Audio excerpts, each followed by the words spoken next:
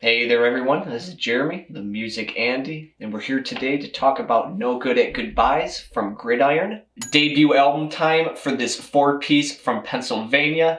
They're releasing through Triple B Records. This is a band that has a sound of beatdown hardcore and metalcore, marrying it together with some rap metal and even some death metal in there a little bit. For context, the last hardcore album that I listened to was Soul Glow's Diaspora Problems. I thought it was a fantastic album. It's honestly my favorite album of the year so far.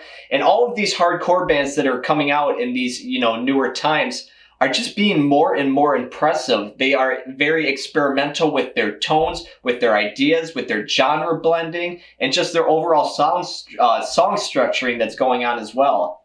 Will hardcore just keep on striking gold? To spoil it, Gridiron kind of did on this one, to be honest with you. But let's just talk about this album and let's see what Gridiron brings to the gridiron. No football jokes allowed here? Okay, we're going to move on. In true hardcore fashion, we have 9 tracks, just barely totaling over 22 minutes. In these 22 minutes, you're going to get some very deep grooves. You're going to get some blistering drums. The guitars are going to be full of sharp tones as well as bass-driven tones. There's some shredding moments on guitar solos, and the vocals on this, again, have the rapping of rap metal, makes sense. And then it has some unclean vocals that are common with metalcore as well. The first track, our self-titled track, just throws you right into the frenzy right away. They don't waste any time in doing that. All of the genres that I described earlier are going to be full on display on this track.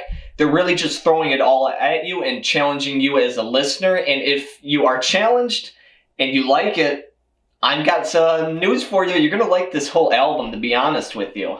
And I say that you're going to find enjoyment on this, not because all of the tracks are going to sound the same. There is some type of repetition when it comes to the grooves of hardcore that just goes along with the genre.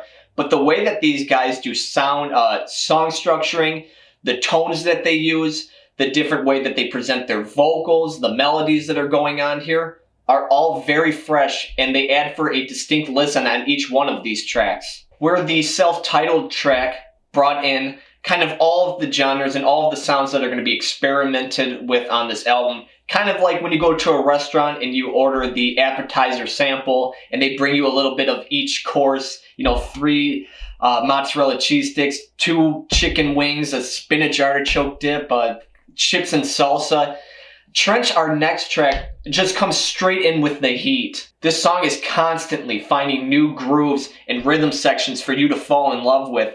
And then in between those transitions, the double bass drum is just keeping the momentum building, and you're never losing energy throughout this listen. I'm not typically one for liking shredding guitars too much, but I think within this track, because of how murky, muddy, and deep these grooves are bass-wise, that the contrasting shred is super nice. I think it's done in a nice way. It adds a nice beauty to it, and it's not very long. So even if I didn't like it, at least it's over in about 10-15 seconds. I think the ending section on this track goes absolutely mental. It slows down, it speeds up, it goes left, it goes right, it goes diagonal, it falls down. It just is everywhere. It is super impressive to hear the band just, throwing everything at you at once and really getting a deep emotional reaction out of you. Helter Skelter starts off kind of simplistic on the way that they're just, showing off the grooves. The rapping on this is super nice, but I think it is the second half of this track that it really starts to get moving.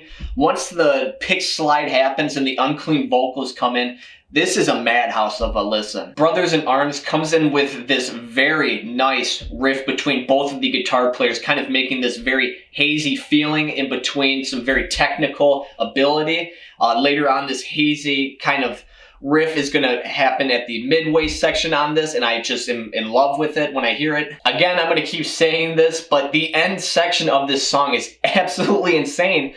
The vocals are being sampled heavily. There's delays, and they just keep repeating, and it just keeps on boiling and boiling and boiling until it eventually stops. But the emotions that's going on here are really just calling out to me and really engaging me as a listener. The little guitar solo that's at the end of this kind of sounds like the guitar solo that's on Trench, but, I can turn a blind eye to it or turn a deaf ear to it, I suppose. 25/8 starts off on a heavy groove. And then there's this little synth kind of old school rap thing that goes on. A very nice tone, very immediate change, and then it just throws you right back into the madhouse. We got some chant moments on this one, and that's classic for hardcore. I was waiting for a lot more of it on this album, but you know, it here is good enough for me.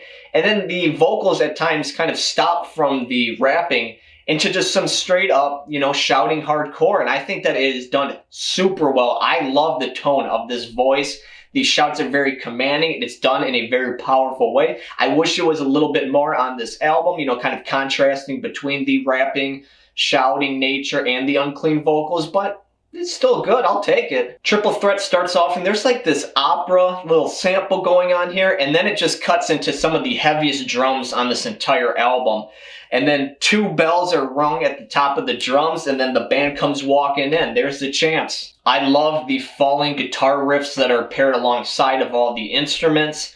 I like the hock and the spit on the track. I think it's kind of corny, but honestly, it's still badass. Then we have the last 3 tracks on this, which just continue the madness, the momentum, the energy that has been placed so far onto this album. And I'm not saying that these are bad tracks necessarily, but they do have a little bit of a repetitive nature. When you get this far in the album, you start realizing that maybe some of these grooves have been touched on a little bit too much, but still, these are very solid tracks. They have very distinct moments into them, and if I heard this album on a shuffle, I wouldn't have a problem identifying them and telling you which ones they were. I think that The Ender Hate Cells is probably the best out of these 3. At 3 minutes and 30 seconds of just pure energy, that's almost a lifetime for a hardcore group, so good job for these guys for maintaining it that long. Overall, again, like I said before, this is another solid hardcore album that just kind of fell into my lap.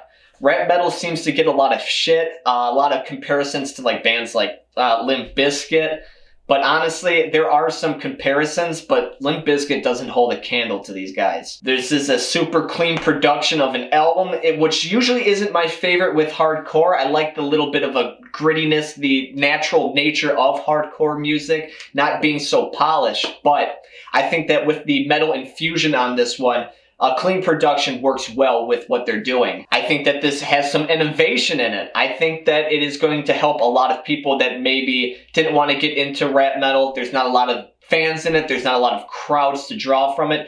Might experiment and dive into it a little bit, maybe having some moments into it laced, not being a fully rap metal album just like this album is. But who knows? Maybe we can move past bands like Rage Against the Machine and Biohazard being the only rap metal bands that people seem to like. I like this album. Happy it was shown to me from a friend.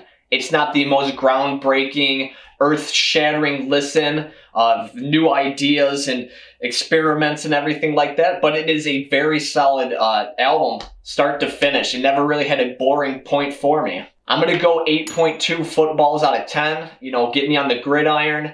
What did you think of this album? What albums would you like me to review in the future? Please leave a comment below and let me know. Subscribe if you like the content, and I hope that you have a wonderful day. Please check out this album.